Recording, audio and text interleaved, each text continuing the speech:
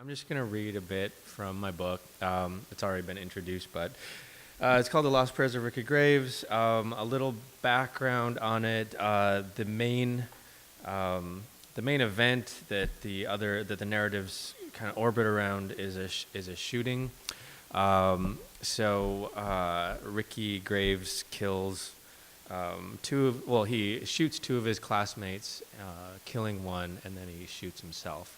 And so the present story of the book actually takes place months after the shooting, and it's written in 6 first-person perspectives, and each perspective is a different relation to Ricky Graves, the shooter. So I'm going to read from 3 of those perspectives. I'm going to read from his sister, who's Alyssa Graves. I'm also going to read from Jeremy Little, who only had an online relationship with Ricky, and then I'm also going to read from his camp counselor. All right. So we'll start. I'll start with Alyssa. Alyssa is his sister. So I didn't come back from my brother's funeral because I had to work, and I was newly pregnant, and there were reporters, and seeing Ricky dead and pieced together by some amateur embalmer-type person would have seriously pushed me over the edge. I know this. But I did come back afterward, and that should have meant something because, look, I wasn't abandoning my mom or purposely leaving her all alone with those cameras shoved in her face. I just needed to work a few more shifts, save up for my return trip, figure my shit out before I went back to the Springs for God knew how long. So anyway, I came back after it all blew over. Coward move, sure, but whatever. And I was huge, 8 months in, waddled like a duck. And even though I hadn't really been the best at communicating with my mother, mostly because, as she put it so abruptly, "You're no good, Alyssa," I still needed to be there for her because who else did she have? Everyone was blaming her for Ricky's craziness, and Ricky's craziness wasn't her fault. It wasn't anybody's fault, but still, people were whispering and making all these assumptions about how terrible and neglectful and mean and abusive she was, and she wasn't any of those things. The opposite, actually. And it wasn't fair that people judged her on Ricky's actions because she had nothing to do with them. But still, that "you're no good" stung, because of anyone in the world, I expected her to always have my back, to understand me. I mean, she understood when I was 13 and I drunk drove Mr. Lassard's car, and she understood when I was 16 and got pregnant the first time, and she understood when I announced to both her and Ricky that I was going to have an abortion. She held my hand through it all, didn't judge me one bit. When I cried and screamed and apologized over and over and over, she got a cool cloth for my head and said, "Shh, baby, it's okay."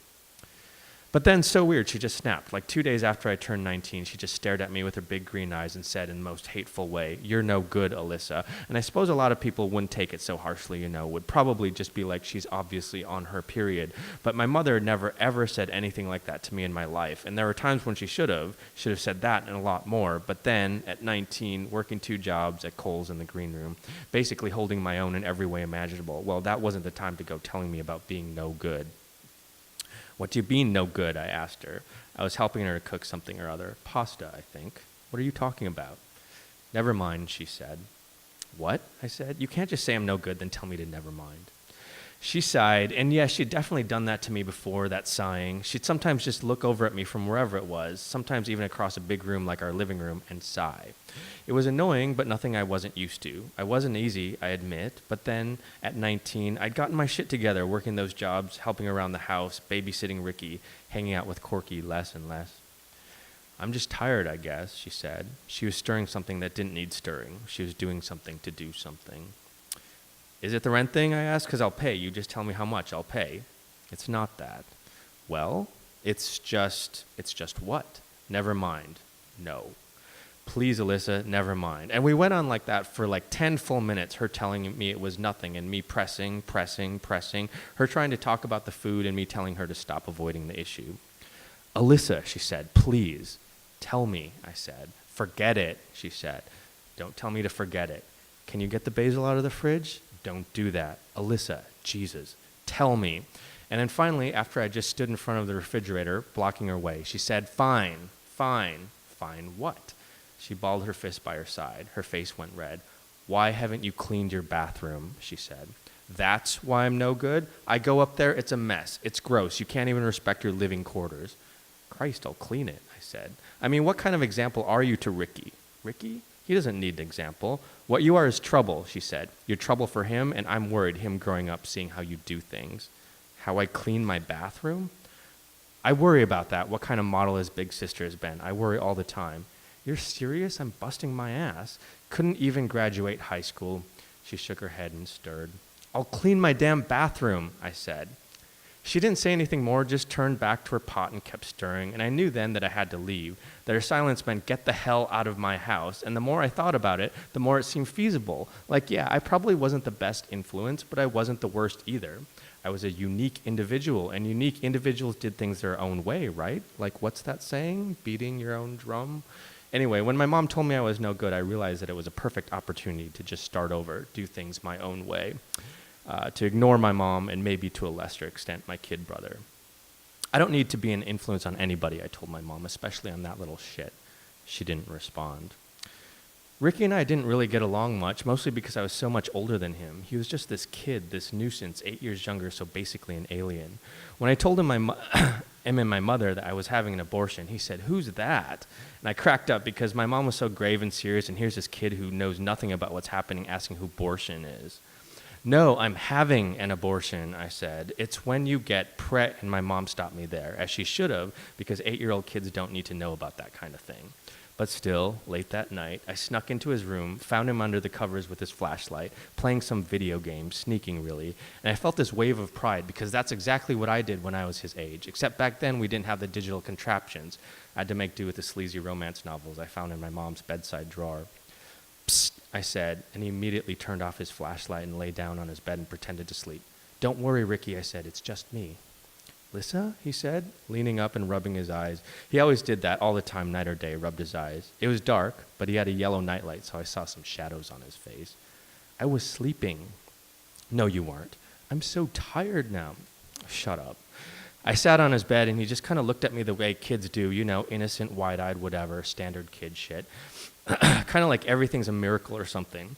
I just wanted to tell you, I said, or rather, I whispered. You might have had a niece or a nephew. I don't know which, but you might have if I hadn't decided on this. A niece or a nephew? Yeah, I was going to have a kid, but now I'm not. You were going to kid, he said. No, I said, I was going to have a kid. Where? Never mind, Jesus. Is Mommy mad at you? I don't think so, I said. She seems okay with it all. But Lissa, where is the kid going to live? That's just it, Ricky. I'm not having it. It's a process, a bad one, but I just wanted to come in here and tell you that you might have had a niece or a nephew. Would you like that, a baby to play with? A baby? I could tell even in the dark that his eyes were wider. You're going to get a baby? Oh, forget it. But yes, he said, clapping his hands, I want a baby to play with. And right then, right as his hands made that tiny clipped sound, I thought, of course I'll have this kid. Why the fuck not? Why not give my baby brother the joy of having someone to play with?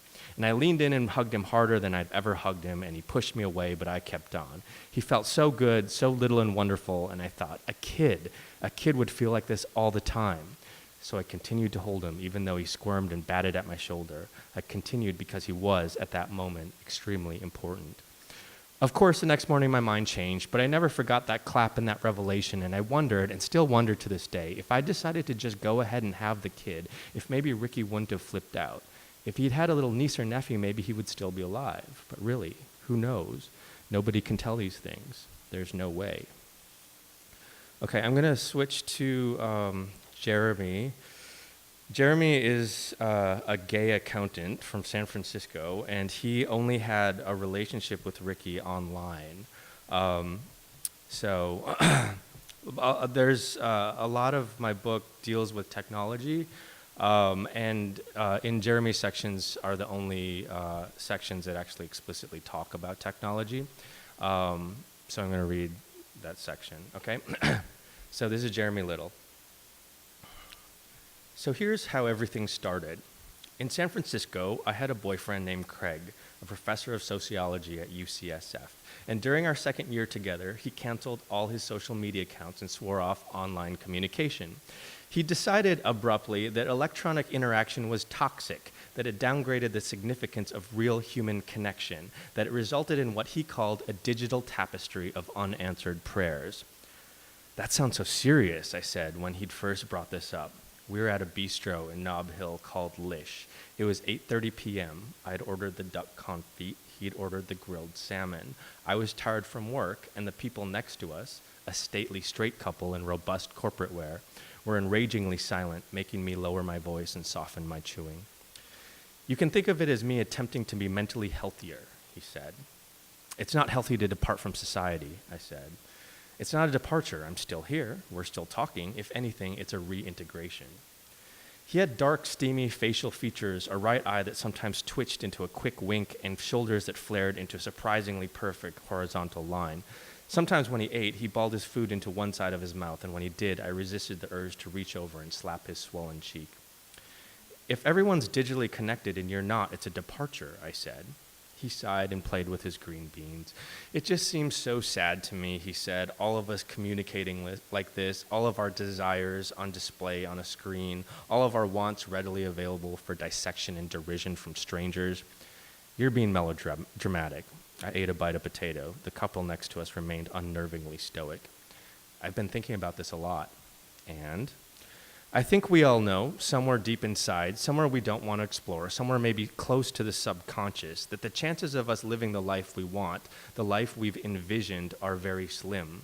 We have to make do, and the digital age has plastered that making do for everyone to see, while simultaneously mandating that we be more. Achievements become likes, thoughts become shares, emotions become comments at the bottom of a video. It's a digital tapestry of unanswered prayers, and if you really look closely at it all, you see this enormous wall of human misery. But that misery will be there no matter what, even if there were no internet.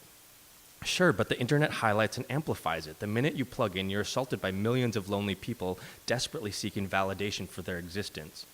Lonely? Really? Millions? I just don't want to be a part of it. Maybe later I'll rejoin, but now I need to be away from it all.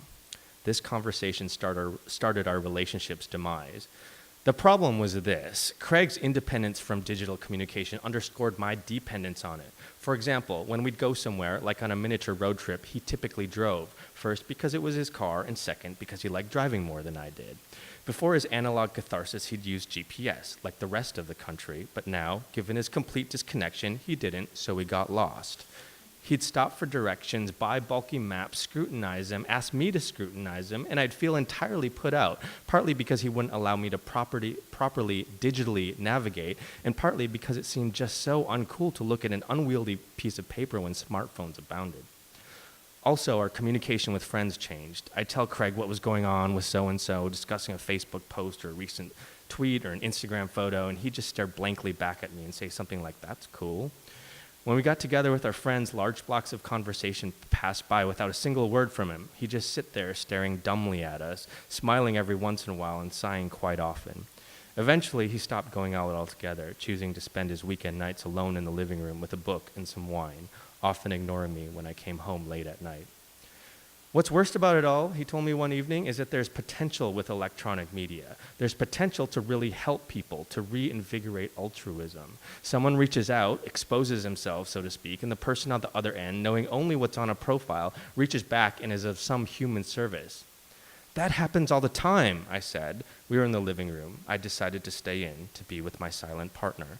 He was in the rocking chair, a black comforter wrapped around his legs. You don't get it at all, I said. There are forums for people who need advice or help from others struggling with the same thing. Without the internet, these things wouldn't exist. Real people help real people online. Strangers help strangers. It's the very definition of altruism. But how much can you do with back and forth messages, he asked. Support groups shouldn't be online. It confounds the very idea of support. You're ridiculous. How much support can you get from reading a message on a screen? You wouldn't know, I guess.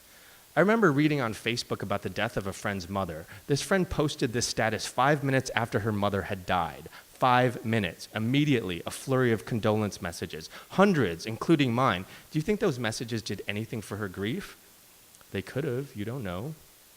Before, you'd go to the store, buy a card, send it, take time to think about your friend. But now, a few seconds and you've done your duty.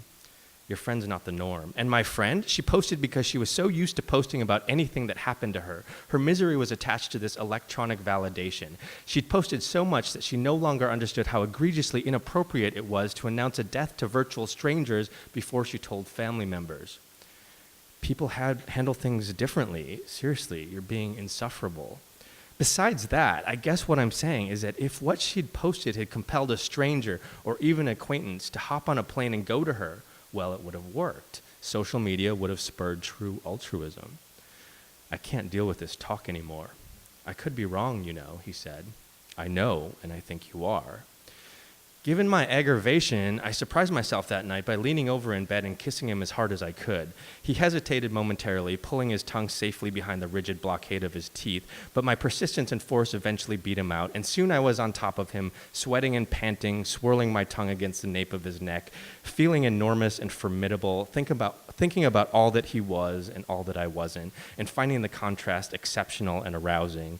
And as he shifted obsequiously beneath me, transforming instantly from intimidating to ingratiating, I thought about validation, necessity, need, trust, love, companionship, fidelity, compliment, legacy, faith, argument, power, and these thoughts, in their compressed aggregate, made me come. And after I came, I kissed his forehead, rolled over, reached for my phone, said goodnight, and scrolled through 45 brightly colored photos of my friends holding various cocktails on the shores of Puerto Vallarta. Okay. That we'd actually met on an app wasn't lost on me as he cut himself off from everything online. In our final few months, as he continued to withdraw from the life I understood, I couldn't help but wonder if he found me irrelevant, a poor schmuck with a bunch of unanswered prayers, seeking meaningful life answers through a variety of pixelated screens. I also wondered if he felt conflicted about how we'd met. Am I one of those lonely people you were talking about? We were in bed. He was reading, of course. I had my tablet on my lap. It was summer, so the whir of the fan made us talk louder than normal. He removed his reading glasses, rubbed his eyes, put his book on the end table. I think I'm too tired for this conversation, he said. I just need to know. We need to talk about this now? Yes. Okay. He pushed himself up on the bed and sighed. Fine. The answer is, I don't know. We met on mandate, I said. Without technology, we wouldn't be here. How do you justify that? He shrugged. I don't. I didn't feel the same way then as I do now. But doesn't it change anything? Doesn't that change us? I don't see why it would. How am I supposed to do anything online without feeling that weight? I don't know. Does a vegetarian put judgment on a meat eater? Perhaps. But do they coexist? Certainly. And do some meat eaters end up marrying vegetarians? Absolutely. And perhaps every time a meat eater eats meat, they feel self-conscious about their vegetarian spouse. What does that mean? Perhaps it means that the meat eater thinks the vegetarian has some merit in his or her lifestyle choice. Oh, God. You asked. You started this. So you want me to join you? I want you to do whatever you want to do. Would it be nice? Yeah, but honestly, I don't think you can. I don't think you can just be. You're too attached. I can, then try. Maybe I will. It'd be nice. I started with Facebook. I deleted my account and sent a final status update telling all my friends I'd be gone for a while. After that, I waded through the entire digital gamut, erasing accounts that instantly begged me to come back. Within a week, I no longer had social media. No Pinterest, no Instagram, no Twitter, no LinkedIn, no Tumblr. Within 2 weeks, I'd erased my video chatting software and most of my apps. I'd also told my friends to stop texting, to call if they needed anything. Who the fuck calls people? My friend Kyle asked. You do now. Sorry, man. He never called. Week 3, I disabled our Wi-Fi. Week 4, I had a breakdown. This is not a way to live, I told Craig one night. We were in the kitchen. He was making a sandwich, carefully cutting the crust off the bread. Less than a week without Wi-Fi and you're freaking out, he said, dipping a knife into the mayonnaise jar. I told you. Because I'm normal, I said. I live in an advanced society. I participate in an advanced society. I'd been unable to sleep that week. I'd been too busy planning how to go about daily tasks without the internet. I had to actually go to the bank, then go to the post office, then go to the bookstore. My bills had to be paid by post, by check, and I had to subscribe to the actual paper if I wanted to know what was going on in the world. At work, I only used email, and I found that I had immense stretches of dead time on my hands, time I normally spent doing non-work things. In North Dakota, my parents assumed I'd succumbed to some gay disease, and as a last resort, they called in a panic. What's happening? My mother said. You're not anywhere. I'm here, I said, just not online. But that doesn't make any sense. Just call if you want to chat, I said. Who calls anymore? What pushed me back to technology wasn't the communication or the logistical inefficiencies, though they certainly added to the speed of my reunion, but rather the malignant sense of missing out on the world. Without social media, I'd become erased and uninvited, defriended and devalued, ostracized from an insistently mobile society. I was a guy everyone avoided for fear he'd discover that he hadn't been asked to the party, and this constant disconnection felt like an unreachable itch in the middle of my back.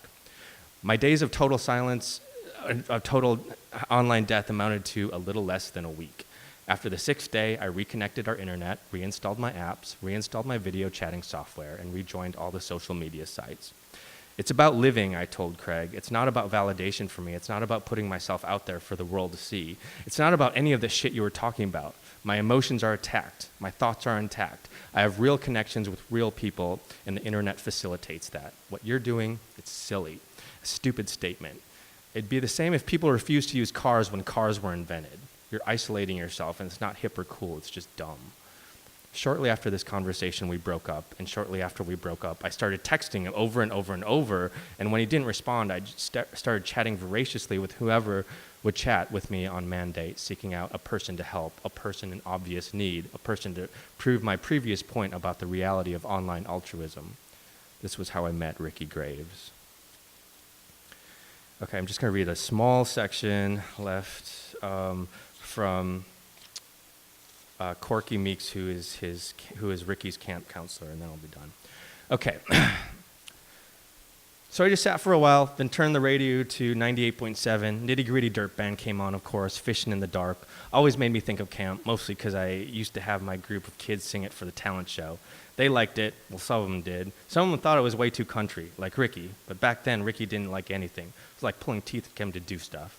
Once in a while, though, I saw hope. Like this one day, he was just sitting in the cabin and playing on his little gadget. I told him he needed to pick an activity, wasn't allowed to just sit around. He ignored me, but I was a lot bigger, so I picked him up from his bunk, and he was as surprised as fuck, but he started yelling. I tossed him, not hard, out of the cabin. Told him he could do crafts if he wanted, but he couldn't just be alone in the cabin. Well, he didn't do crafts, but he began walking directly to the archery field.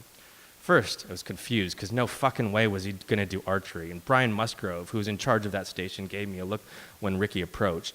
I said, "What? Give the guy a bow and arrow." So Brian went to get the equipment. Ricky just stood there staring down at the hay bale. His arms were limp, and his back was a little hunched, and his mouth was open. There was this breeze that kind of moved his hair over his forehead. Man, I swear to God, right then it was like looking at a really fucked up but beautiful painting. Like this kid with the green grass and the blue sky and the wind and his fucking hair moving a little, and him staring down at the hay bale should have been framed. So Brian handed Ricky a bow, and Ricky just looked at it like it was some sort of wild animal. Brian went through the coaching motions, but he just wasn't good with kids like Ricky. So I said, "Listen, Brian, why don't you go help Kelsey over there? I'll teach Ricky." First of all, Ricky was holding the thing like a harp.